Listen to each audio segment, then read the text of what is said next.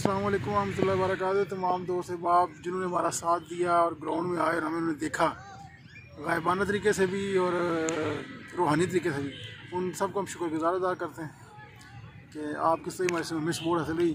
तो इंशाअल्लाह ताला जिसको यहाँ प्रेस क्लब दिन दुगनी और आज चुगनी तरक्की फरमाएगा इंशाअल्लाह।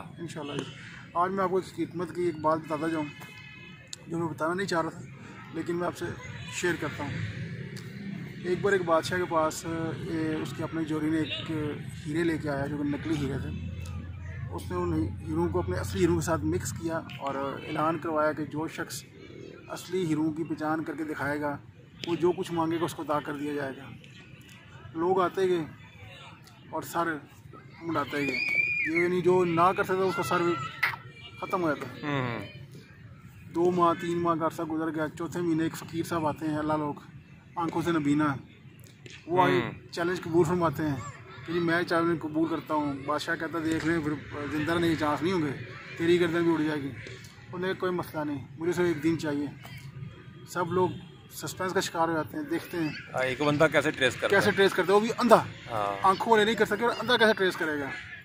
हिकमत की बात है, नोट कीजिएगा।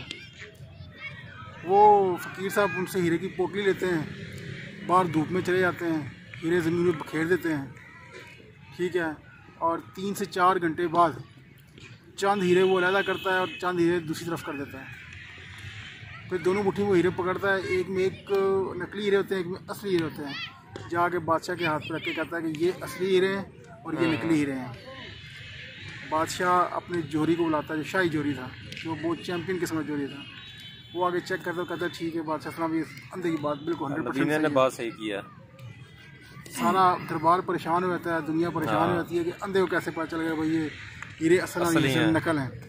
बादशाह पूछता है बता भाई तेरी क्या ख्वाहिश है। उसने कहा बादशाह साहब मेरी कोई ख्वाहिश नहीं, ठीक है। उसने कहा नहीं आपने इतना बड़ा मामला हल किया, आपको कैसे पता चला कि ये नकली हीरे हैं और ये असली हीरे हैं। और जो नकली हीरे हैं वो बिल्कुल same to same ditto copy थे असली हीरो के, और आँखें नहीं ढूंढ सके। तो उसने एक बात कही, उन्होंने कहा बादशाह साहब तो बहुत आसान काम था, मैंने हीरो को रखा धूप में, जो हीरे गर्म हो गए वो नकली साबित हुए और जो ठंडे रहे वो असली साबित हुए। तो ज़िंदगी में अगर आपके ऊपर दबाव आ जाए, प्रेशर आ जाए और आप हाइपर या गर्म हो जाए फिर इसका मतलब आप नकली हैं, बिल्कुल ठीक है। और अगर आप उसको बर्दाश्त कर जाएं, कूल माइंड होकर चलें, एक्सपीरियंस हासिल करें और बिल्कुल असली हीरे बन जाएं, तो कोई बंदा आपको हरा नहीं सकता।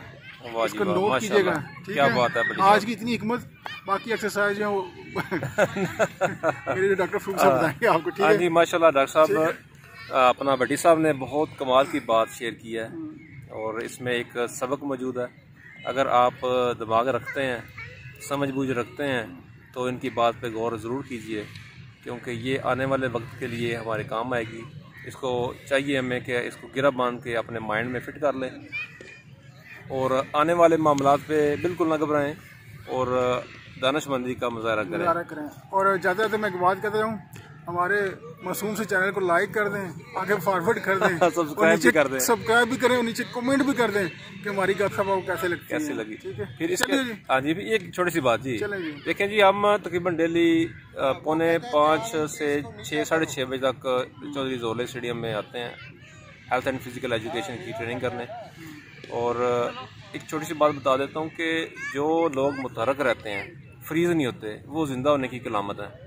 तो इसलिए तमाम दोस्तों से मैं रिक्वेस्ट करूँगा कि वो अपने फिटनेस को बेहतर करने के लिए ग्राउंड में तशरीफ़ लाएँ। अगर वो अपने इधर से काफ़ी दूर पड़ता है वो ना आएँ, लेकिन अपने इलाके में कम से कम अपने आप को मूव रखें और एक छोटा सा क्लिप भेज दें ताकि पता चले कि वो भी मूव हैं और हरकत में हैं। तो आज की महफिल इधर ही हम समाप्त करते हैं, क्लोज करते हैं। पाकिस्तान जिंदाबाद, अल्लाह अकबर।